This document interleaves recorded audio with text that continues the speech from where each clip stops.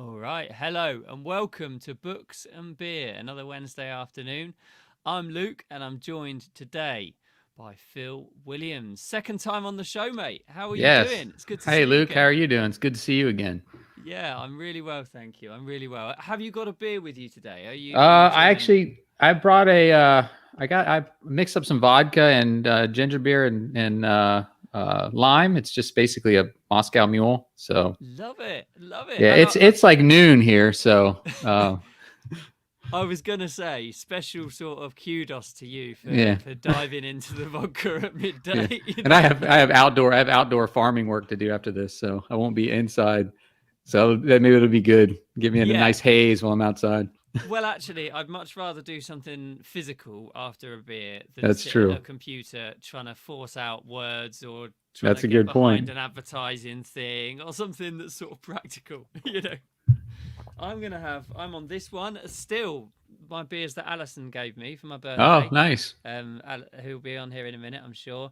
Uh, uh, what's it called? Chinook Pale Ale. Keepers are great. This one's called. It was a whole selection box of various beers from So you're around like a the beer connoisseur, like I like to think of myself as one. don't, More don't, more lots for of the people probably do. yeah, more for the quantity I've consumed than my knowledge of the process.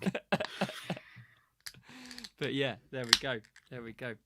So, how are you doing? What's new? Like it's been what 6 months, 7 months since Yeah, we since we spoke. it's been a while. I've put out two books recently. One, Redemption, which I guess we Mm, could talk about. It's this one there it here. is. Amazing. Um, and this one, and then I put out another book, which is more of a novella.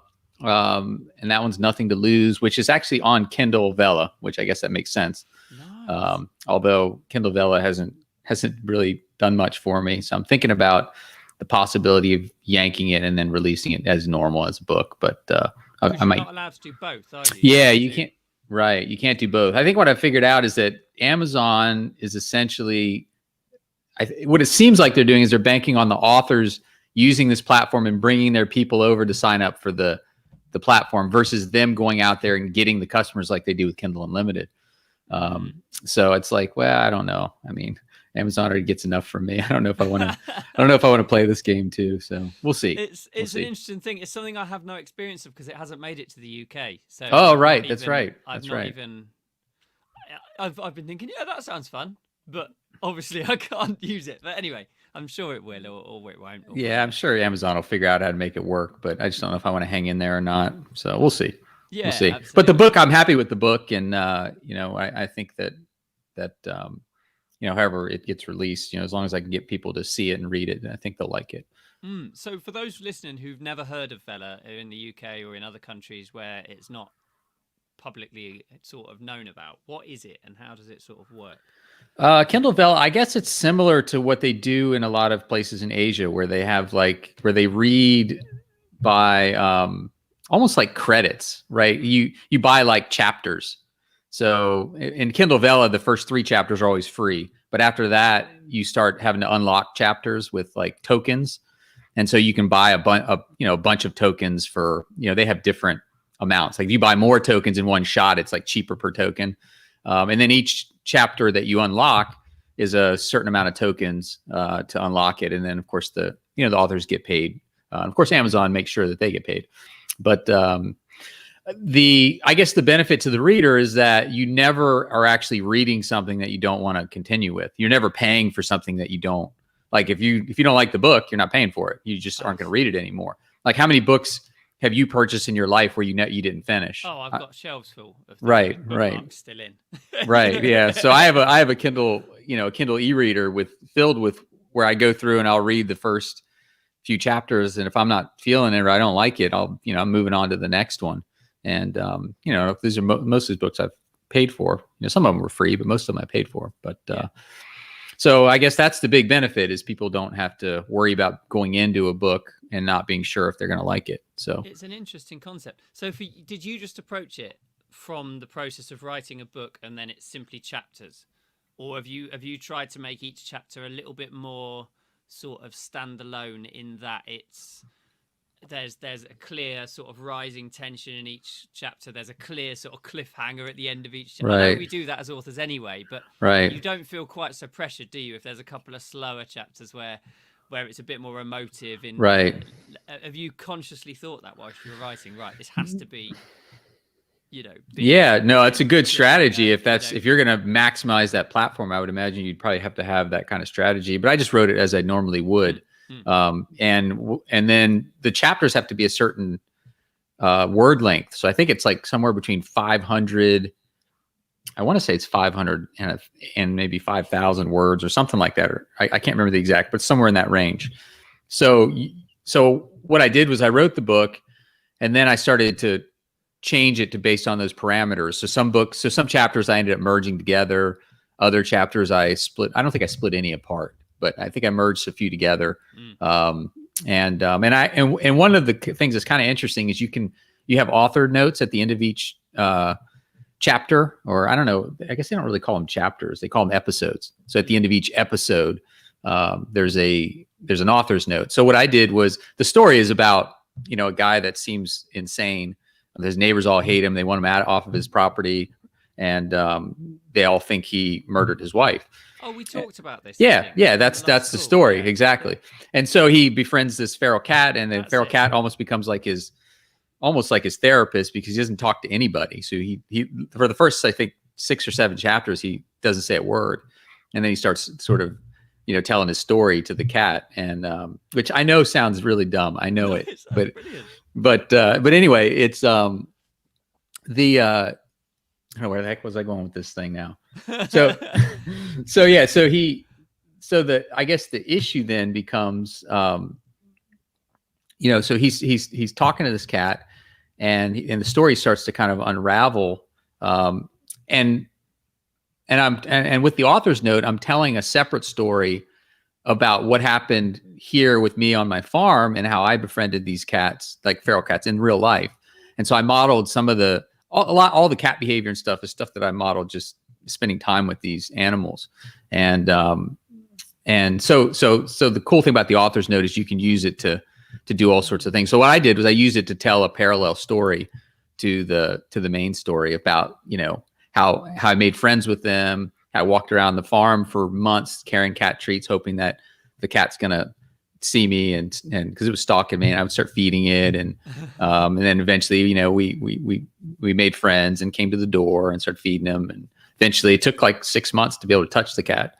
But anyway, so I told the story along with the main story, which I think is something you wouldn't do in a normal book, which I think is kind of cool. I do like that. I do like that. I've often been sort of curious of this idea, and I've seen other authors do it, or heard of other authors who've done it, who've written a book sort of in series, not on Vella, but just in series, normally through their mailing list or through Patreon or some other sort of subscription service.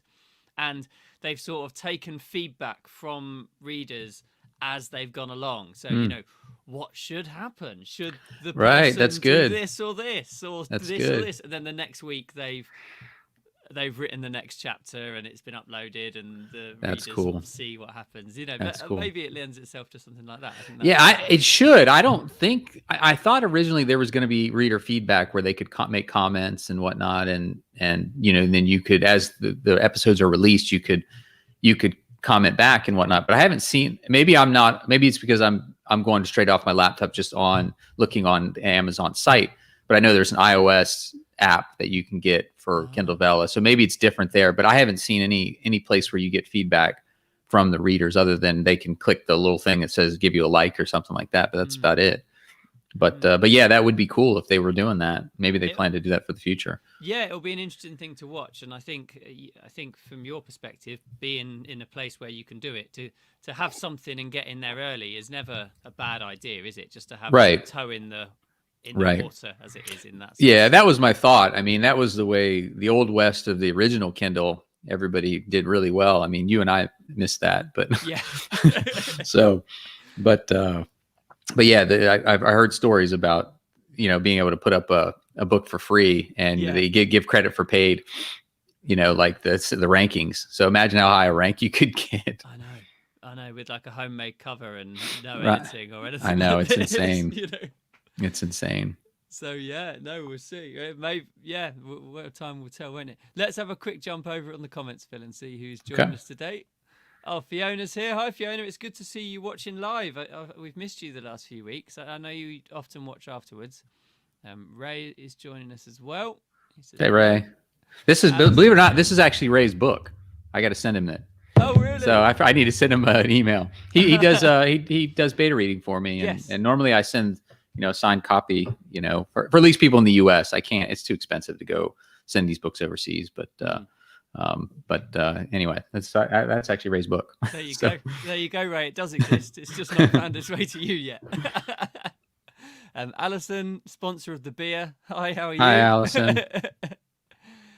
Kevin is in Hey, as Kevin. well. Cool. We've got a place full of it. What's Ray saying here? Off the Vela. The novella has nothing to lose is brilliant. No apologies. Dialogue. Thanks, Ray. Appreciate it. Love it. So let's talk about Redemption then. That really good looking paperback you've got there that you need to send over to Ray. Yeah. So this one here, yeah. So Redemption, it's a story told. It's basically almost like three stories, and there's a part 1, part 2, and a part 3. And so I had this idea that because I've written a lot of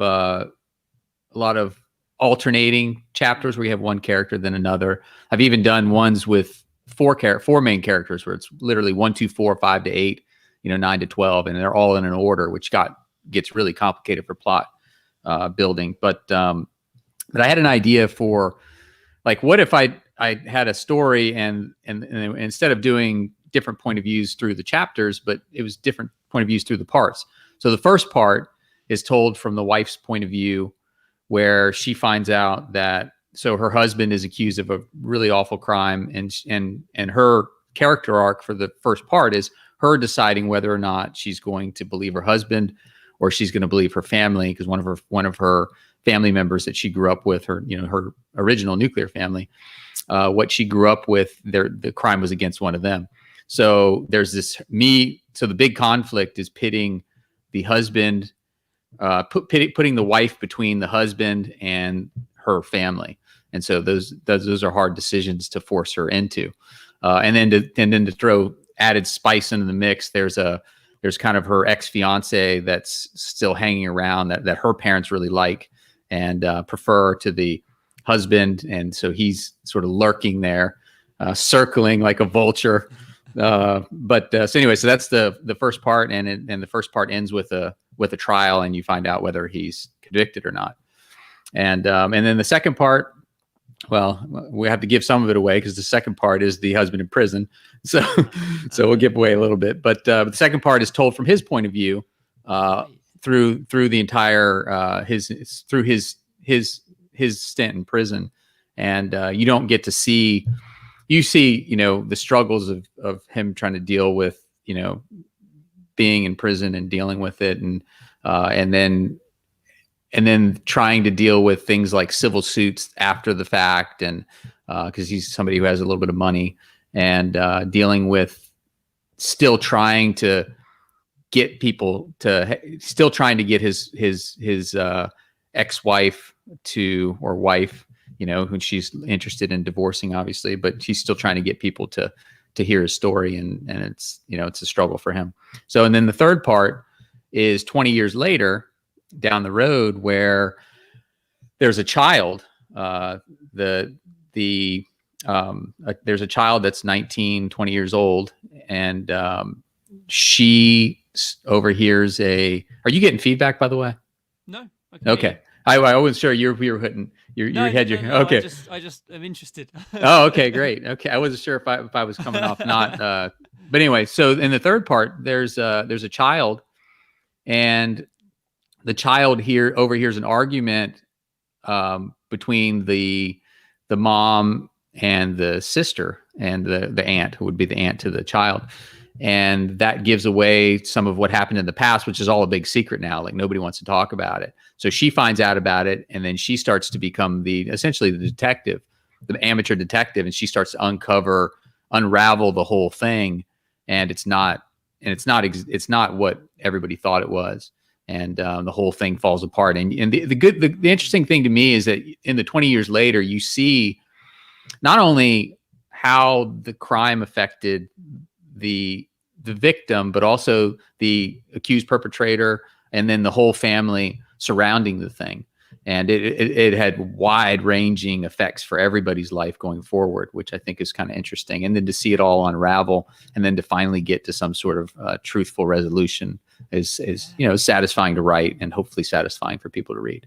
Absolutely. I think it's really interesting how, and this is the beauty of writing how you do. I know you've done some series, but you've done several books that sort of stand alone. Yes. And that's the beauty of this, I suppose, is that each book you come to, you can decide exactly how you're going to tell that story. I suppose if you started doing this in the middle of a series, that would be very confusing, wouldn't it? That wouldn't quite work. But the idea of coming at it from a completely new approach must be great as a writer to experiment with. Yeah, I really like standalones, and that I've written one series, the 2050 series, which is kind of like dystopian political thriller, and that book series took 2 years out of my life to write the series. And I really like the series. I think it turned out great. It hasn't been near as popular as I had hoped. But the problem, and I didn't really see this as a big problem, I didn't even think about it until 3 or 4 books in. And I'm like, you know what? The bad thing is if these books don't do well, I'm deep into this stuff and I got to finish it, whether or not. Whereas if I wrote a bad standalone, it's whatever, or one that doesn't do well, I hate to just qualify it as bad. Good and bad books, it really depends on. It doesn't find its reader. It doesn't. Yeah, exactly. Right. It's still a great book, but it doesn't find. Yeah, but if I write something that's not popular, we'll say, in a standalone, it's like, okay, whatever. I'm moving on to the next thing. I'm not that concerned about one book, because one book's not going to make or break me. But if I'm writing a 5-book series that takes 2 years, it's like if the book 1 doesn't do well, then what the heck am I doing for the next year and 6 months writing the next 4? Which was kind of something I sort of went through, I guess. And I just, I wanted to write the books, and I think they turned out well, but the audience has not come along for it as much as some of these, like Redemption so far has done much better than the 2050 series. I mean, it was up to 161 in the Kindle store initially. Wow. Yeah, which was great. That was the highest I've ever been in the Kindle store ever. So that was really cool to see. But hopefully, it'll keep selling. At least it has a long tail, and does okay, and people like it. But anyway. So you've got a sort of a 20-year split in the timelines here. You mentioned right a minute ago. I assume then, and I might be wrong, that the one in the one that's 20 years later is in the present day, and so that the one that was 20 years previously is set historically at like the late 90s or the early 2000s. Yeah, exactly. So I think it was like 1999, and there's some talk. He's a stockbroker. He's like an investment guy. So there's talk about he thinks there's going to be an upcoming tech crash. All his clients want to buy more tech stocks, that type of thing. His clients are concerned about like Y2K and stuff like that. Yeah. So there's some of that, and then of course there's 2020. And there's people in masks, and there's Trump signs in the neighborhood, and there's all that stuff. This is interesting. So, there's all that. Yeah. So you've put the pandemic in it as like a story device. Right. So the girl, and I really like this character, April. She's really smart. She wants to be a doctor, and she's in college and whatnot. And but she's a very plain looking person. Not to say anything's wrong. I'm plain myself, so nothing wrong with being plain. But she's just an average looking person, and she's one of those people that's really afraid of the pandemic, right? So she's always with the masks and the hand sanitizer, and there's nothing wrong with that. I mean, she's like the main heroine in the book. So I'm not making fun of those people, but it's just a quirk in her. It's who she is, right? And people like that because she's very fastidious. She's intellectual. She's analytical. So she's up on all this stuff, and and that's just one of the quirks of her character. And she's got a boyfriend who's probably not out of her league because she's a better person, but he's a much better looking, like from a societal standpoint, they would look at him and say, wow, he's really cute. And she's whatever. So that's something that that's part of the story too, and she has to deal with whether or not he's somebody who's going to be good for her or somebody who's not. So that's part of her growing up as a young woman. But she's a character I really like, and I like how she's got she's got her head on straight a lot of times when her parents don't. Like, she's the person that's going for the truth, and everybody else is constantly trying to stop her and constantly trying to say, mind your business. Don't be unearthing this stuff. And she's constantly wanting to know what's true, because for her, the truth is more important than people's feelings. And I think and to be honest with you, I think that that's one thing in our society that I think people should understand, is the truth is more important than being nice. Even, everybody's like, well, it'd be nice. Well, rabbits are nice too, but they don't do anything altruistic. The truth is a higher standard than being nice. Not that there's anything wrong with being nice, but. No, I like that. And I think actually that's a beautiful part of what we do, isn't it? Is being able to take a cause, whether it's something as important as the truth, right, or whether it's much more subtle than that. And this cause might be saying to a woman who thinks she looks plain, you can do what you like. This doesn't hold you back. This is someone else's judgment, Yeah, or, absolutely. Like, it could be as big as one thing or as small as something else, but either way, you're making that statement in that book. And that's really powerful, I think. Yeah, I think that, I don't know. I think that a lot of times most of my characters are regular people. They're, contractors. I used to be a landscape contractor. So they're contractors, or they're truck drivers. They're just regular. I don't write CIA operatives with kung fu skills. I just don't write that stuff. So almost all my characters are just regular people, because I think where you find the most heroism is in regular people that aren't getting paid to do it, that are in a situation where they're not prepared, where they're not necessarily, where it requires even more bravery to do it because they're not trained to do it. And they're they're risking themselves for oftentimes for no gain whatsoever, other than this is the right thing to do, which I think is the most heroic. And I think the message, of course, is that regardless of what your job is, regardless of how low on the totem pole of our societal rankings you might feel like you are, we all can be heroic in our lives, which I think is really an important message. Absolutely. So. And as you say, it becomes more heroic when you're not wearing a badge saying that you should be a hero. Right. When you could very easily look the other way and no one would go. Right. No one would bring you up for looking the other way. Right. Well, and I've seen many times where police were not heroic. I'll give you a small example. There's a couple of winters ago, we had a really bad blizzard, and my wife came home, and she's driving a Volkswagen Jetta that's front wheel drive. It's terrible in the snow. And it took her almost 2 hours to get home. It normally takes 15 minutes. Wow. And she gets around the corner, and she's literally like, I don't know, 100 feet from our house, maybe 20 yards or so, 100, probably 100 feet or so. And there's a cop right on the corner, and she gets stuck on the hill, and she can't get up the hill. The cop comes over to the door, and she's like, because she had just called me and said, "Hey, I'm stuck. Can you come down and help me?" So I went outside, got my snow gear on, went down. But in the meantime, the cop came over and was like, and she rolled down the window, and she's like, "Oh, my husband's going to come down and going to help me get out of here." He's like, "You're not going." The cop's like, "Well, you're not going to get up this hill." And then he walks back to his cruiser and gets in the heated truck. It's like, hey, you had the chance to be a hero right there. You could have pushed the car. You could have hey. You could have done something. Personally, if I was a cop out in a blizzard, I'd have a snow shovel in my trunk, and it's like, hey, I see somebody that's stuck. I'm going to give them a hand. Like, you have the chance to be a hero, a genuine hero, but you'd rather sit in the heated, police cruiser. And so I went down there, and I shoveled out the wheels, and then, my wife got in the passenger side. And then I drove up the hill, and we went into the garage. It was fine. So, the idea that we weren't going to figure it out is ridiculous. But that's the thing, anybody can be a hero, and anybody can not be a hero. Like, just because you have a job that people think of as heroic doesn't mean that you yourself are. No, I think you're absolutely right. Just to pause that for a moment. Kevin has said in the comments, my mic is a little bit quiet. I've turned it up, Kevin. Let me know if that sounds a little bit better. It's hard to hear when you're on the call, the various different volumes. But yeah.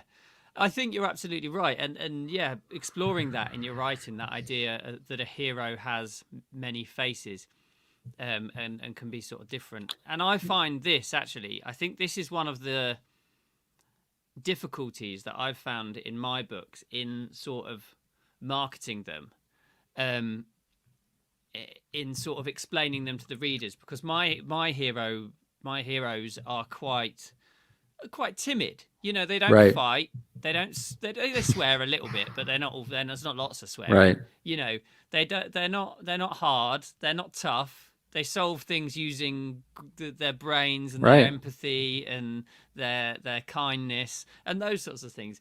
And I think some people don't get that. I think some readers don't understand that, and that's fine. And I'm not saying that for everyone, Right. but I do think it makes it slightly more difficult that it's not just a straight up sort of action man, you know, big arms, lots of guns, fast Right. cars, you know. Right, but that's a lot more realistic, though.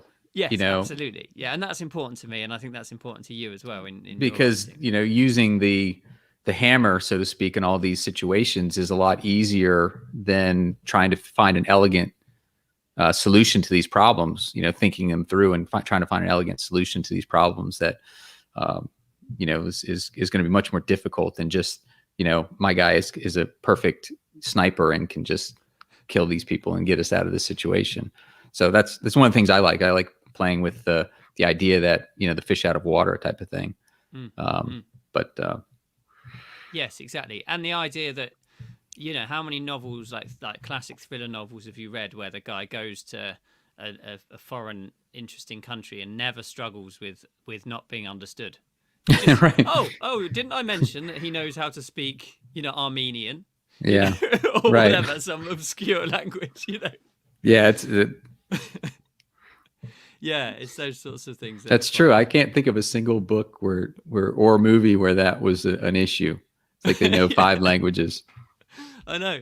I struggle with the one. Yeah, English is tough enough. I know, I do as well. Yeah, I bet it was interesting then with Redemption, sort of digging back through your own records of 20 years ago. You know, because I mean, at the turn of the millennium, I think I was 14 or 15, something like that, and there's so many interesting things now at that period. Now that history has elapsed and things have moved on a bit, right? You know, and then you can talk. Obviously, 9/11 was around the corner, and all the things that led yeah. to. You know, there's a lot. It must have been a really interesting time to revisit of your own sort of memory and your own sort of past living through that time. Yeah, I was. Let's see, I'm 45 now, so that would mean I was about 23, 24 back then, and so it was. Yeah, it's a pretty easy time for me to remember because, you know, your 20s is pretty formative. So I can kind of remember that stuff almost like it was yesterday. So it's easy for me to write in the 2000s and the 90s. That's kind of like my era, or your era is probably more in the 2000s, probably. Yeah, certainly, I remember more music from the 2000s right. than the 90s. You know? Right. Yeah, they say my wife always says that 90s R&B is the best, and the music they make now is not as good, but I don't know if that's true. I don't know if that's true or not, but it sounds true. Yes, it could be. It could be. I've heard that from other people. But I've been married, 8 weeks now, and if your wife says it, it's probably this must be true. Yeah.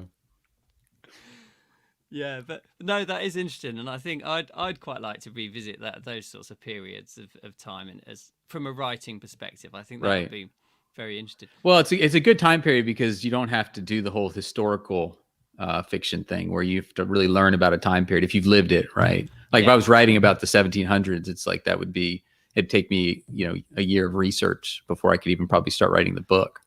And that was, I'm just not that interested to spend that kind of time to put out a book, It would be tough, wouldn't it? And yeah, it would be really hard. Particularly like hot on those sorts of historical periods, like the Tudors or. So you got to be really good at it. Like that has to be something that you're really interested in to make that work, I think. And I give those historical authors a lot of credit because it's almost like you have to be an historian to write fiction in that time. Yeah, you do. So you have like the worst of both, don't you? You know, Yeah. Right. you can make it up, but you can't change anything that Right. happened. You know, Yeah. like, Well, that's the nice thing about writing in the future, right? You can make things up and they can't say, well, that didn't happen. It's like, well, you don't know. You don't know what mm. happened.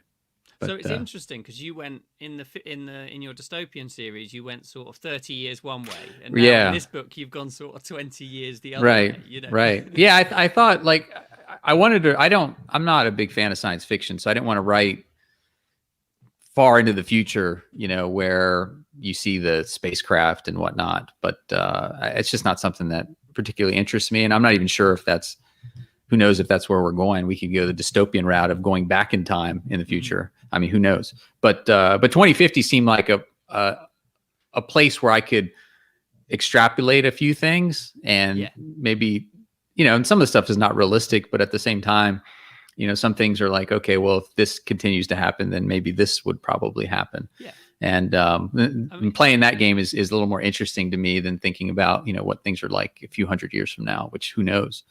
I think you're right, and I think I mean, it's quite Orwellian, isn't it? Like he Yeah. wrote 1984 in the late 40s, early 50s, or late 40s, wasn't it? So he's talking sort of 40 years into the future, similar to your sort of time. Right. Yeah. Aldous Huxley too. Now, Aldous Huxley's a little different than Orwell's 1984 because Aldous Huxley, he talked about, instead of it being a totally authoritarian, it was like there was just so much distraction and pleasure, and everybody was so shallow that, the truth was out there. It was just nobody really cared enough to look for it. It was just like we're too busy getting high and having sex and doing whatever we want and being centered on our pleasure that we don't really care about what's important. And you maybe could argue that we're going the Aldous Huxley route more than the Orwell route in some ways. With social media and this, and now this sort of push away from, in a lot of places, push away from marriage and family and things like that. But anyways, they both had very interesting perspectives, and in a lot of ways they're both right, I guess. Yeah, unfortunately. Yeah, I mean, fortunately, unfortunately, I don't know. When I say Aldous Huxley, I'm talking about his book, The Brave New World. Yes, I've got it on my shelf to read behind me, but I've yet to actually open it. Unfortunately, it's one of those that it's going to take some. It's not an evening read. I get the impression it's more of a sort of, you've got to read this in the cold hard light of day when your brain's alert and you're focused on it. Yeah, I read it. To be honest with you, I did not particularly. I mean, I think that he's obviously brilliant, but I didn't particularly like the book, and I don't know if it's just because of the style and the timing is different. I think if I were to write a book like that, like if I wrote that exact book and put my name on it, I'm pretty sure nobody would read it.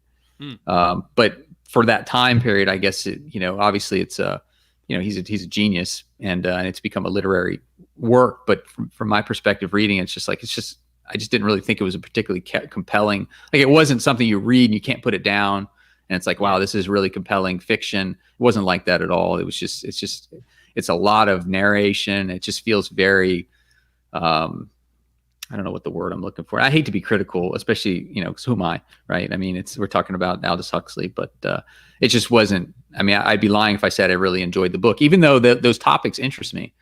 And I read 1984, and I liked 1984 a bit better than Brave New World. I thought it was a little bit more interesting, although it's dark. I mean, you're not going to feel good after reading that. I mean, it's just the whole thing, the way it ends and everything else. And then Animal Farm, I don't know if you read that, but I actually liked that the best of those three. I thought that was really interesting, and kind of funny, just doing it from the animal perspective. Well, like your Vela story, there's an allegory there, isn't there, about isolation and friendship, like within your story, I mean, that idea. Right. Yeah. And the main character, Nothing to Lose, he, the cat becomes like his friend. I mean, it's like it's his only friend. His wife doesn't pick, or not his wife, his daughter won't pick up his call when he calls her, and he has nobody else to talk to, and then it becomes your friend. But and anyway. Yeah, no, I think that's interesting. I think and I love the way you've done that, actually. And I'd like to do more of these sorts of things. You as a writer sort of get interested in things. Like you shared earlier, you just saw these cats on your farm, on your property, and just sort of made friends with them and followed that, and that became the impetus of this story. Right. I think I need to allow myself the time and the creative space to go, I've got this great idea about a story that involves nothing to do with anything that I've ever written before. I'm just going to go for it. Like, right.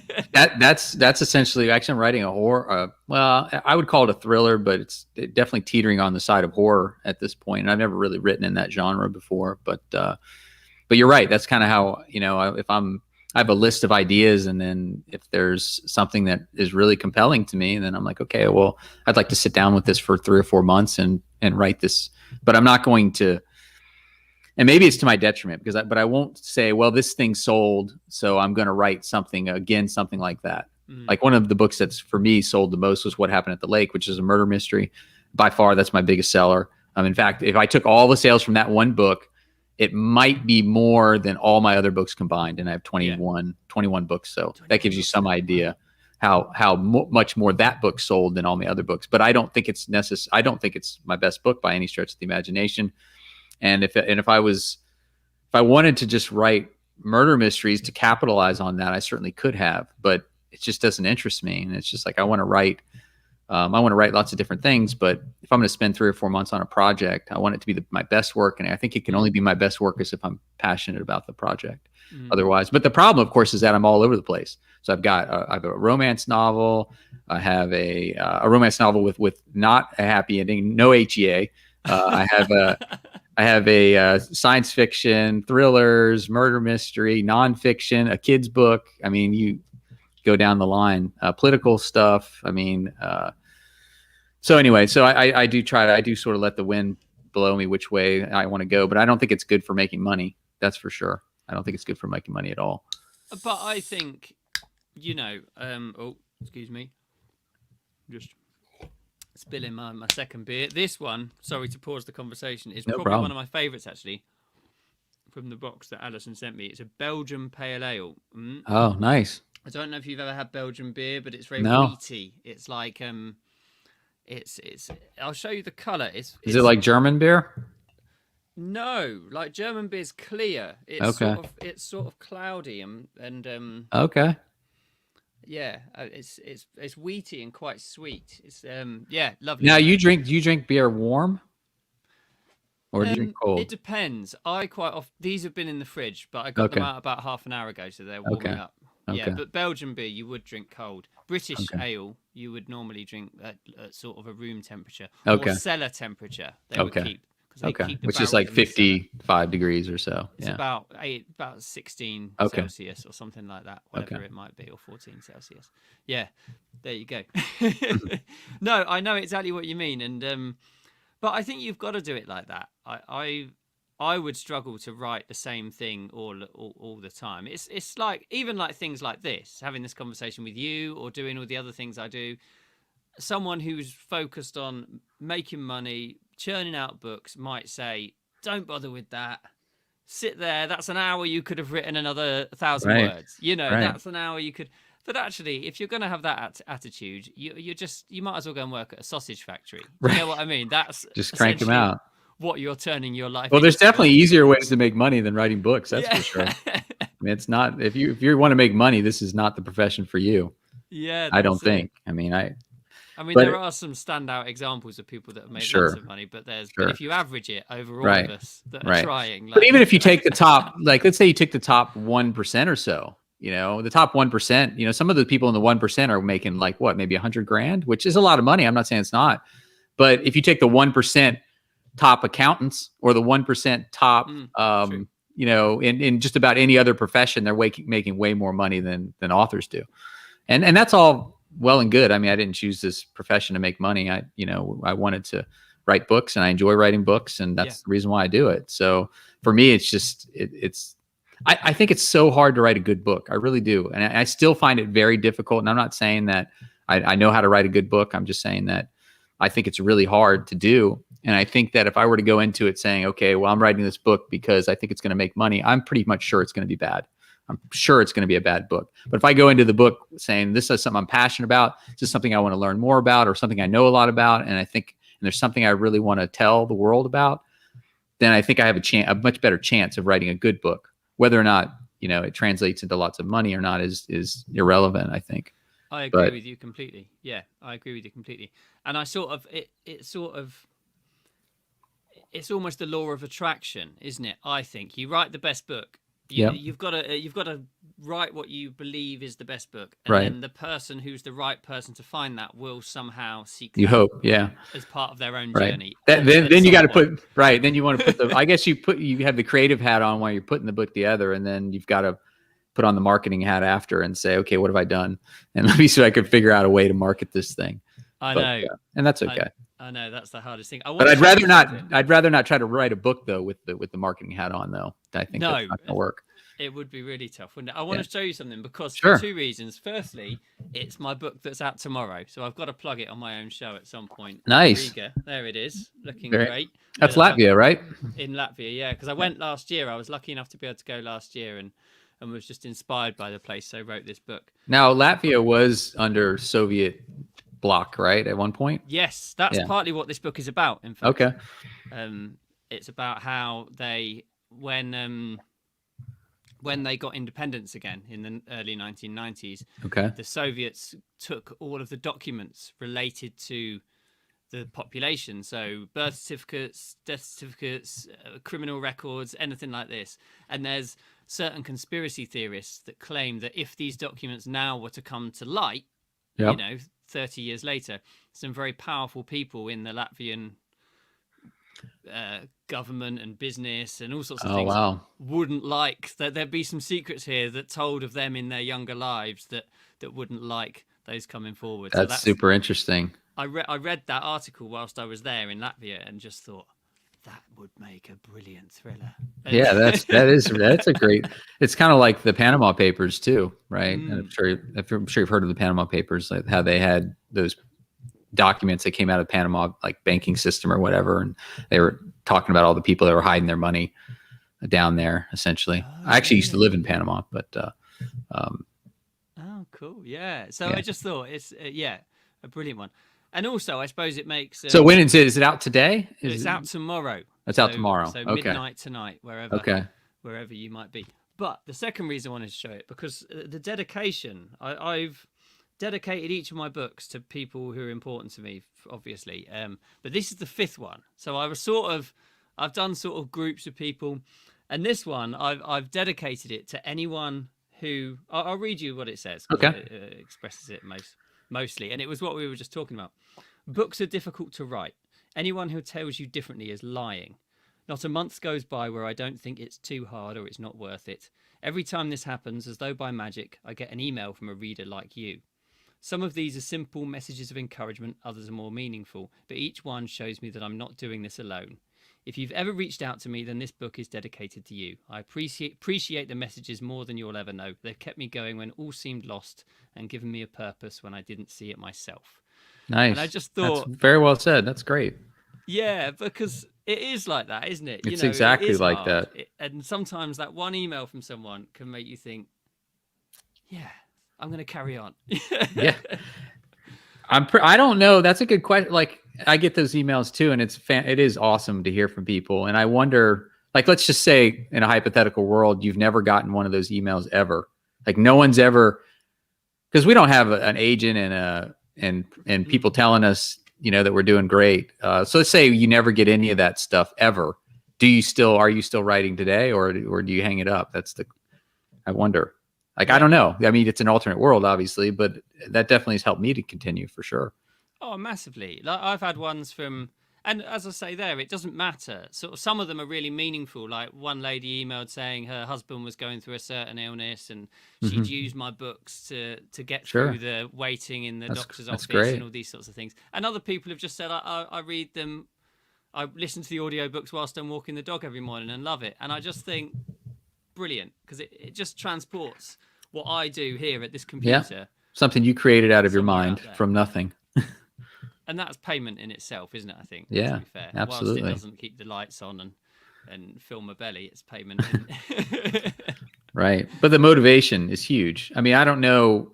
Like, I used to read like all my 1-star reviews, which is, I was a masochist and I would read them all. And then they were, and then I realized that it was debilitating. Like it was hard for me to be motivated to do the things I needed to do to be successful, i.e. putting in the work in the books. And it's like, you read all this negativity and it's like, well, why am I doing this? This is terrible. And you have these crazy thoughts and whatnot. And of course, if you go to you name a book, you could name the best book in the world and you go to Amazon and you'll find plenty of 1-star reviews. But that doesn't, people, I think books are kind of like music. Some people like country music, some people hate it. Some people like R&B, some people hate it, and that doesn't mean that country music is bad or that R&B is bad. It just means that people have different tastes. Right. And I think books are kind of like that too. But anyways, it's, you're absolutely right. Those messages are fantastic. And I don't think people realize how much that means to authors like you and me, especially for us who aren't, James Patterson. Yeah. Yeah, I think that's an important point you make there, because I think if a publisher had come to you or you'd sent your book to a publisher and they had said, yes, I want it, there's validation there, isn't there? Right. But that's never happened to me, and that's never happened to you as far as I know. And we've done it off our own back. So those things are really the validation that we're doing an all right job and that we should carry on, Absolutely. I mean, imagine you're you're an author. You go out and you send a query letter out. You get an agent. The agent sells your manuscript to Penguin Random House, and then all of a sudden, okay, you've gotten. Who's your publisher? Penguin Random House.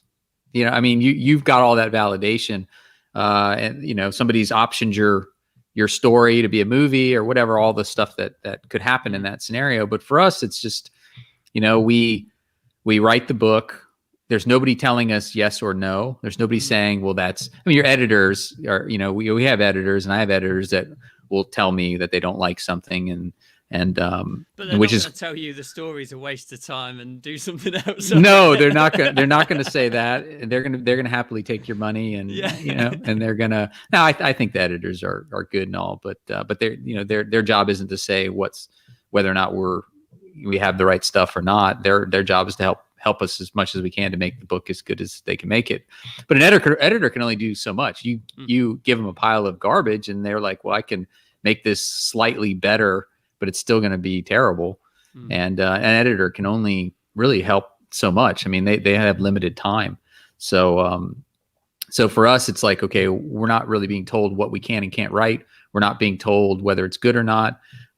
So the first validation that I got for anything was from people who actually read it.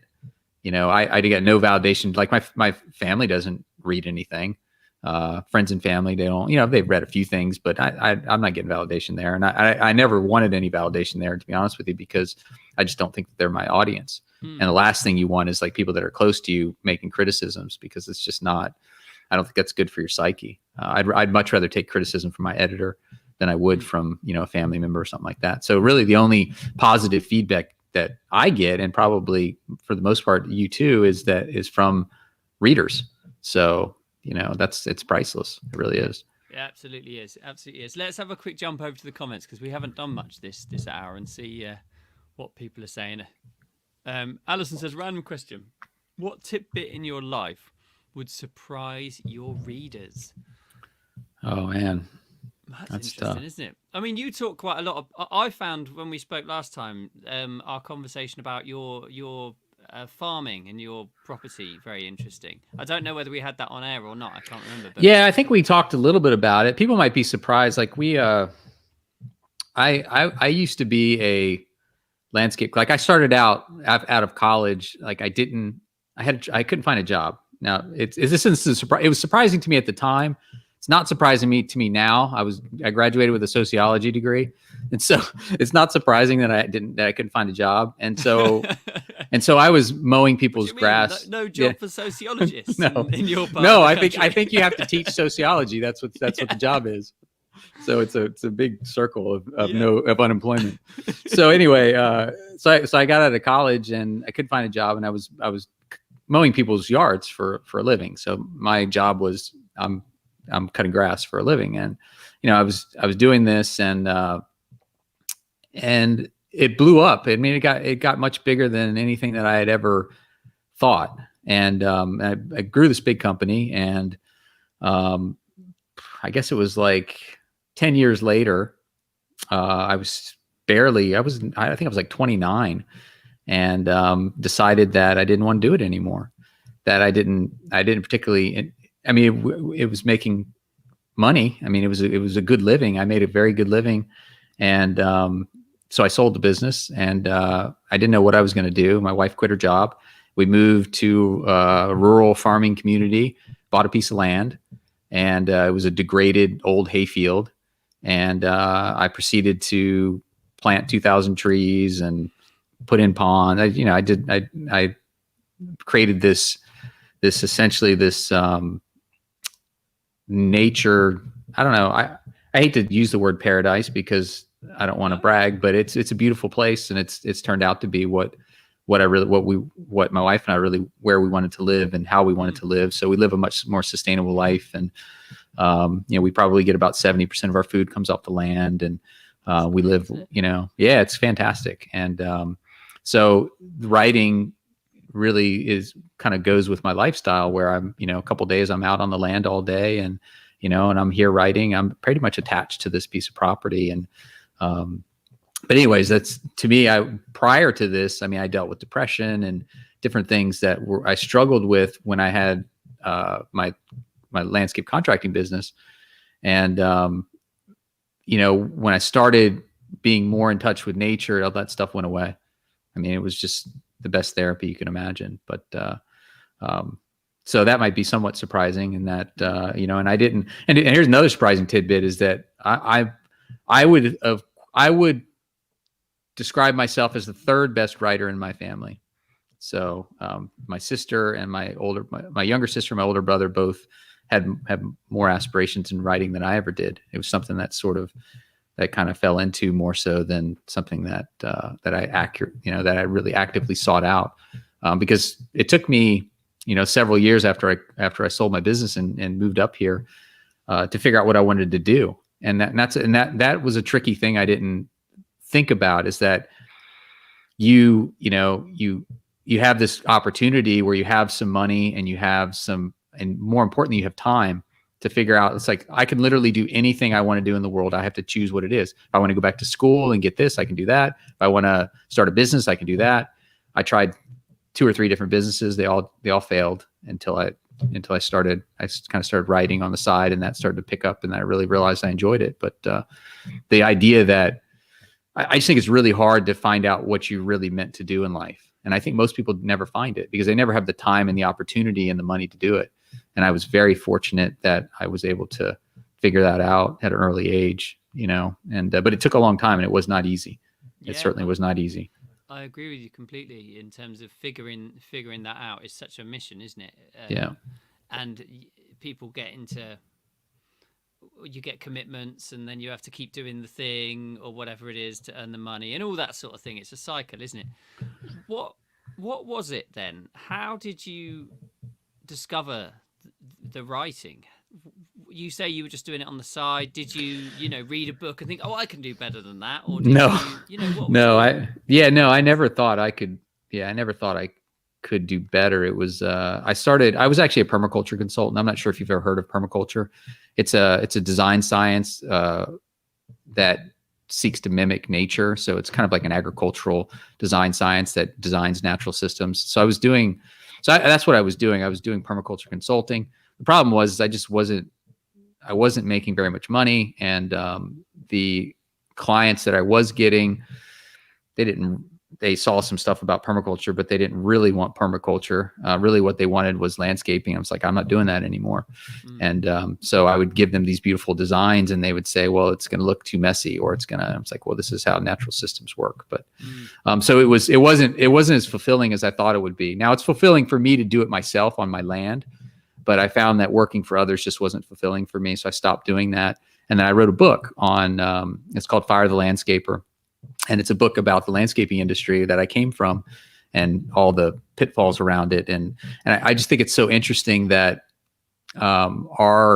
I don't know if it's the same in the UK, but I imagine it's probably similar, but especially here in the US, is that the way we manage our properties is all surrounds essentially stopping nature from doing the things that they're supposed to do. It's all about killing all the weeds, cutting the grass short, manicuring all the bushes. Everything is about stopping nature from being nature. And then it's never about sustainability. It's always about your food comes from the grocery store. Nothing on your land is going to be edible. And I built these landscapes. I know exactly what they are. I know exactly how they're maintained. And it's not a healthy situation for people in their homes. Whereas I look at a house differently, where I think of it not just the house, but the extension of that, the land, what I'm able to harvest off the land, not just things that I've planted, but wild edibles, learning all about that stuff, letting that stuff thrive, letting the plants grow to maturity. So, birds are able to, get the seeds in the winter. All the web of life is able to, as soon as you start cutting these different things and as soon as you start spraying this stuff, it's all of a sudden you're breaking all those webs, and you just see this great explosion of life if you're just sort of nudging it in the right direction as opposed to trying to control it all the time. And for me, that's been so that book was kind of all about that. It was about figuring out what I was doing as a landscaper and how that's detrimental to people's health more so than they realize, and detrimental to the planet, of course. But and the sad thing is there's an easier way. We spend so much money on stuff that we'd be better off just not doing it. Yeah. Picking up leaves, for example. Like I remember as a kid, we used to rake. I remember we had like 50, 60, 70 bags of leaves on the curb. We'd spend all weekend raking leaves. And it's like, why? We just took all the nutrients away from the trees and then put them in plastic and then have them hauled. Why are we doing this? It makes in the woods. Do they remove all the leaves from the trees? And absolutely, they do not. It's the trees actually need these leaves. I mean, it's just the dumb stuff that we do. Or why are we killing all these weeds when the weeds all have a purpose? They're making the soil better. They're bringing in pollinators. So a lot of them are edible. I mean, they all have way more purposes than grass. But yet we're murdering these plants that other insects and other pieces of the food web rely on, and then we wonder why we have all these issues with the environment. Here's an interesting tidbit too, is like the biggest export in the United States is actually topsoil, and it's topsoil in the form of topsoil blowing off the Midwest and going down the Mississippi River from the farming practices, which are essentially monoculture plowing and farming. And the wind carries it as it's plowed. So we're losing topsoil this way, and the other way we're losing it too is through using it up, right? We're using it up in the growth of and growing the crops. And instead of building the topsoil, which takes a long time, we're just dumping chemical fertilizers on the plants to grow the plants, which is just not a sustainable situation. In fact, we're already seeing fertilizer shortages now, and fertilizer prices are going up and more expensive and whatnot. But anyways, that's a different rabbit hole. We probably don't want to for this show. But I'm interested in this. And sorry if you're watching at home and you're thinking, bloody hell, we're supposed to be talking about books. Yeah, we don't need to talk about gardening about farming for 15 minutes. But I know. I think it's an interesting thing, because I think as writers we write about the state of the planet and the state of the world as we see it naturally without even trying to. And and I make some quips about that in this book about one of them wants to buy a car and the other one doesn't. One of the main characters does. Okay. And she's like, the main character doesn't. It's like, let's just get the train. It's so much better. It's so much easier. There's trains all the way. Yeah. And I'm getting my own, because I don't have a car, and I'm getting my own like personal thing into that. But funny you should say that. Recently, near where we live, out sort of in the outskirts of Nottingham, they've just sold this bit of farmland, and they've put on there a drive-through coffee house, which to me is the most bonkers sign for the degradation of the planet that you'd ever see. So you've got rid of some green space, covered it with concrete, and you've put something there that comes from a rainforest. So the rainforest's been chopped down to provide the thing, and people can drive up to it in their cars that burn the fuel. You know what I mean? I was like, this is the most ridiculous thing ever. Yeah. It's the folly of. Yeah, well, you start looking at like the supply chains for things. It's really disturbing. Like if I go to the store here, I find grapes from Chile, oranges from Spain. Yeah. I mean, it's like Florida grows oranges. We don't need to be importing, but that's globalization and the complex supply chains, which we saw that broke down during COVID, and we're still seeing issues. And I think that globalization in reverse could get ugly. I think we'd be smarter to be a little bit more sustainable with getting things locally as much as we can. Now, I know some things you're going to have to get from overseas or whatever, but there's a lot of stuff that we should be supporting local farmers and people that are local craftsmen. With that, don't you? Yeah. Oh, yeah. Absolutely. Like now in the autumn, eat whatever is the autumn. Right. Plate, we have tons of apples right now. Apples, right. Potatoes, leeks, whatever it might be. In your part of the world. Right. And then don't have strawberries in January or February. Right. Absolutely. You just think, oh wait, then let's have that. Yeah, we get strawberries in June, and that's it. Yeah, we have 1 month a year we have strawberries, and then it's over, and we've moved on to something else. Love them. I bet you absolutely love them. You love everyone because you know how great. And then it's over, and we don't. And to be honest with you, we won't buy something from the store that we get here. So we right now is big for we sell apples, we sell pears, we have persimmons coming in, we have figs, and I'm trying to think what else is coming in. We still have raspberries, although I don't even have time to pick all of them. But once that's over, now we'll dry a bunch of apples, and we'll have a lot of dried fruit for the winter. But once the fresh, but we're not going to buy a bunch of apples all winter.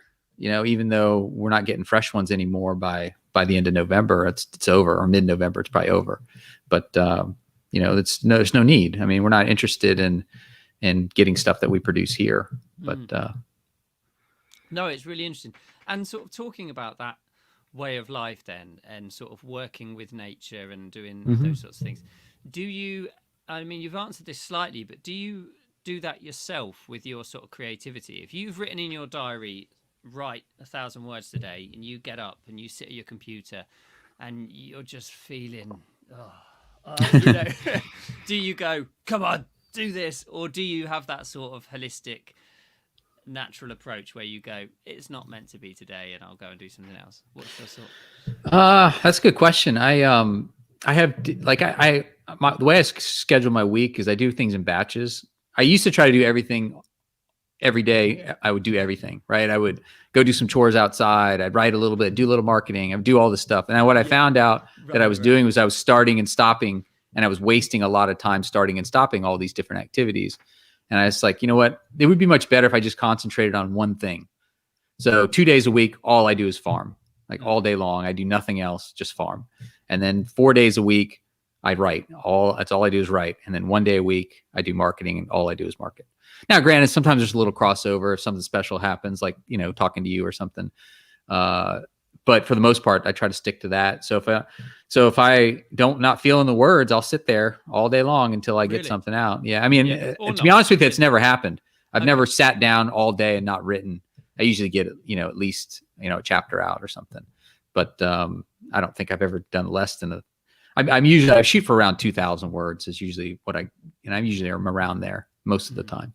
But yeah, that's kind of how it works. Now, I did run into a problem recently, and we talked about this a little bit before the show, in that just recently it was the first time I ran out of ideas. Not out of ideas, but out of ideas that I wanted to put into a book, or a story. So I have a long list, a document in my computer that basically has every dumb idea that I've ever come up with for a book. And when I'm done with writing a book, I'll go to that list and I'll kind of look through and say, is there something that I'm really interested in? Usually I don't even go to the list, because usually there's already something in my mind that I've been thinking about. I'm like, I really want to do that.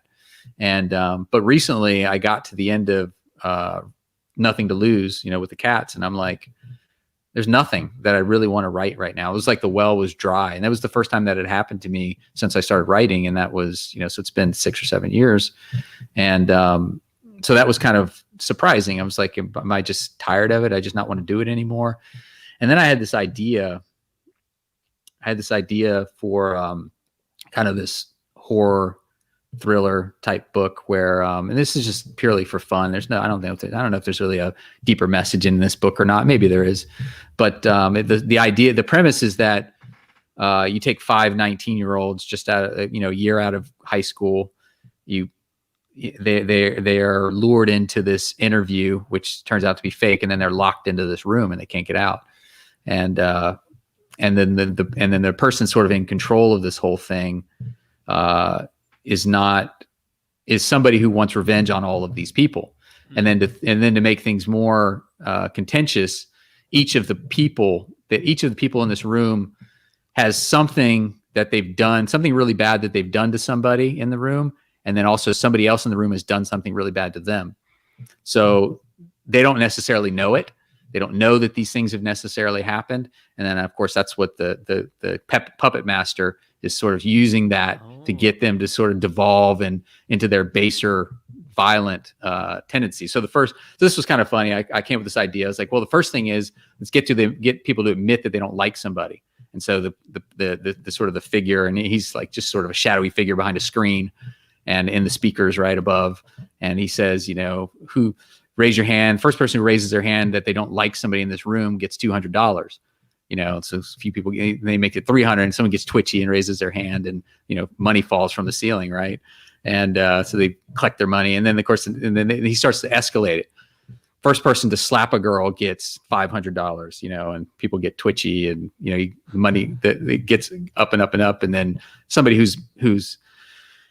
and then finally somebody does it. And then, $1,000 rains from the ceiling, eventually says, okay, well, not to be sexist, first person to punch a guy in the face gets, and then, so he start and then to throw gasoline on the fire, he starts to put things on the screen, like text messages that were gone back and forth from an incident, and like, oh my God, that was you, and then, so you have all this conflict and the way they all had to get into this employment portal, right? And this is something I figured out from doing marketing, is that you could target an ad to just about anybody, right? I mean, you should probably figure this out from Facebook marketing or Instagram marketing. Like if I wanted to target an ad to you personally, like if I knew your email address, I could target that ad just to Luke, right? So the way the guy does it is to get them to the interview, he sends out these targeted Instagram ads to these people and they keep seeing the ad, and it's an ad for a job that they particularly would want. He eventually lures them to the place, right? And then when they sign up for the employment portal and they allow the employment portal access to their computer, he gets all their phone, he gets like all their text messages, and so he starts building up, all this. Quite dark, yeah. Yeah, it's pretty dark. So his idea is that he hates these people so much, he doesn't want to kill them. He wants them to kill each other. But he's known to them. He's known. They don't know that it's him, but they know who it is. But they do know him. So that's sort of the premise of the story. But and as I was doing the plot outline, I spent a good chunk of time. I wrote 11 or 12,000 words just on the plot outline, and I don't think it's a particularly long story. So I always like to be sure that, hey, I have something before I write it. So I do a really detailed outline and say, okay, this is good. So I wrote the outline, and I'm like, you know what? I did the whole thing. I'm like, there's something missing. There's something missing with the story. I don't really think it's that good. And then I spent a couple of days thinking about it. I was like, and then I thought about this affliction that I learned about. And apparently 1 in a million people have this affliction. I'm not going to tell you exactly what it is, but it's this affliction. And that only 1 in a million people, I was like, it'd be so cool if I could put that into a book. And of course that ended up being the piece. Okay, now I have a real story. So the one character has this mysterious affliction that makes all the plot pieces really fit together and make the ending work. So that was really cool to find out, because I was ready to scrap it and move on to a different idea, and then I found that piece. I'm like, okay, now we got something. But that's the benefit of writing a plot, I think, of detailed plot, is you can see is this good or not good. You can objectively look at it without spending all your time writing it, and see where any holes might be, and these sorts of things are really useful. Phil, we've gone well over an hour. Oh wow! This conversation has just absolutely flown. I've loved talking to you as it was great. Thank you. As I knew I would. Would you like to tell people where they can find your latest book and and where they can find you online and these sorts of things as well is always good. Yeah, you can go to philwbooks.com. That's my website, and you'll find you can read my first book for free there if you want to go there and download it or whatever, sign up for my email list. If you go to the books page that's in the header, you'll see all my books there and with links to Amazon or whatever. Brilliant. Phil, thank you so much for this. It's been a great conversation. Ladies and gents at home, thank you, I'll Luke. be back Appreciate next it. week. Yeah, no, thank you for coming. I'll be back next week with Amy Witchale will be joining me. I'm sure her name isn't pronounced like that. She'll tell me exactly how it's pronounced next week, but she's a great writer of thrillers and other things as well, which will be fantastic. I'm in a box like a anthology with her at the moment. Oh, nice. How I've been known to her. But yes. Cool. Thank you so much, Phil. Thank you so much for watching at home, and I will see you again very soon. Looking forward to it.